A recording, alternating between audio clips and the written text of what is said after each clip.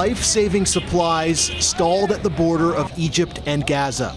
More than 100 trucks filled with food, clothes, and medicine unable to cross.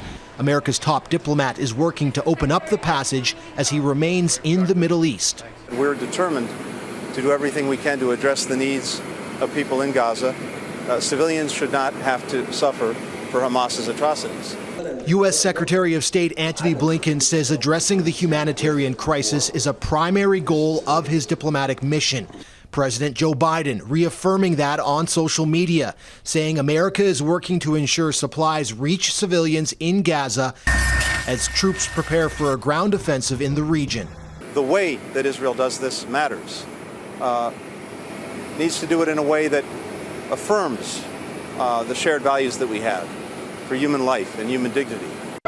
Officials are working to open up the crossing in the opposite direction as well. Hundreds of Canadians and Americans are currently in Gaza, hoping to travel into Egypt before the ground battle begins. The U.S. told its citizens to be near the border for a possible reopening this weekend, which never happened. Hamas has intervened in some cases to make it hard for Palestinian Americans and others to be able to travel to the border crossing and get through. The border crisis is turning into a complicated and pivotal part of the ongoing conflict. Secretary Blinken says he's working to broker a deal to move both aid and people. He's confident a solution can be reached as he now plans to travel back to Israel for more diplomatic talks on Monday. Joel Senick, Global News, Washington.